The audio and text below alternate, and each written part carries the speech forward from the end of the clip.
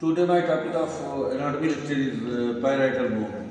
तो this is parietal bone और इस parietal bone के पास दो surface होते हैं और चार bottom होते हैं और चार angles होते हैं। तो parietal bone का नाम parietal bone इसलिए रखा गया क्योंकि पैरीज से parietal बना है। पैरीज का मतलब होता है वाल, दीवार। तो ये जो है मतलब कैलवेरिया का जो है ये वाल बनाता है, इस वजह से इसका नाम जो है पैराइटल बोन रखा गया। यूनानी में अज़मुल यासूस कहते हैं। इसके पास दो सर्फेस होते हैं, ये एक्सटर्नल सर्फेस है और ये जो है इंटरनल सर्फेस है। This is internal surface. तो चार बॉर्डर होते हैं। इंटीरियर बॉर्डर होता है, दिस इज इंटीरियर बॉर्डर, ये इंटीरियर बॉर्डर है और ये पोस्टीरियर बॉर्डर है, दिस इज पोस्टीरियर बॉर्डर, और ये सुपीरियर बॉर्डर है और ये जो है इंफीरियर बॉर्डर है। तो चार बॉर्डर होते हैं, इंटीरियर, पोस्टीरियर, सुपीरियर और इंफीरियर, और चार एंगल होते हैं। ये जो है एंटेरो सुपीरियर एंगल है, जो इंटीरियर बॉर्डर और सुपीरियर बॉर्डर के बीच में बनता है, इसको एंटेरो सुपीरियर एंगल कहते हैं और इसी को फ्रंटल एंगल भी कहते हैं। और ये जो है जो पोस्टीरियर बॉर्डर और सुपीरियर बॉर्डर है, इसको पोस्टेरो जो है सुपीरियर एंगल कहते हैं।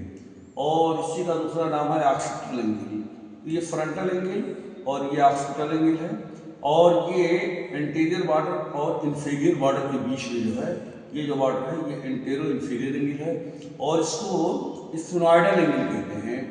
और पोस्टीरियर बॉर्डर और इंफीरियर बॉर्डर के बीच में ये पोस्टेरो इंफीरियर एंगल है, इसको जो है मतलब ये मैस्टॉइड एंगल कहते हैं।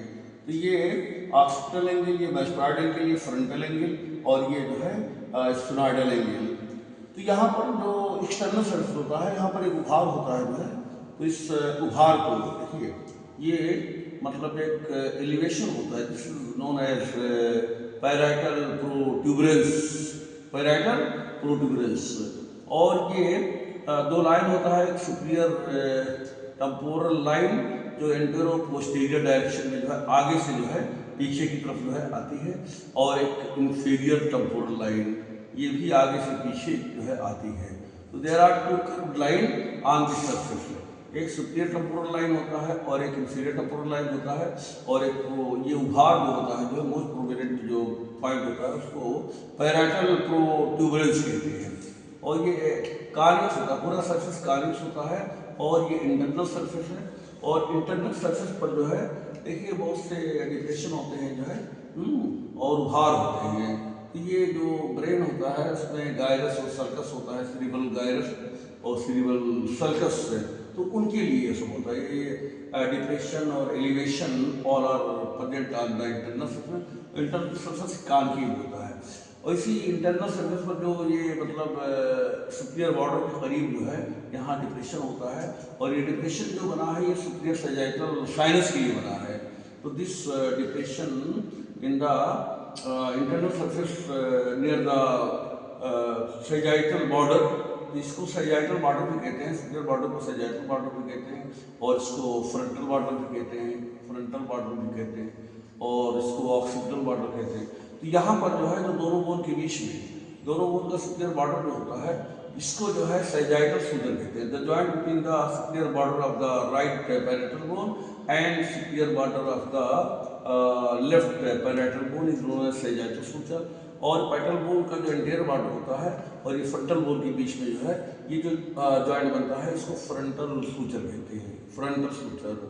और ये जो है ये जो मतलब क्या नाम है पीछे जो मतलब पोस्टीरियर बॉर्डर और ऑक्सीपिटल बोन के बीच में जो है इसको लैम्बडॉइड सूचर कहते हैं, लैम्बडॉइड सूचर, और इसको जो है कोरोनल सूचर कहते हैं। The joint between the interior border of the parietal bone and frontal bone is known as, इसको जो है कोरोनल सूचर कहते हैं और इसको लैम्बडॉइड सूचर कहते हैं।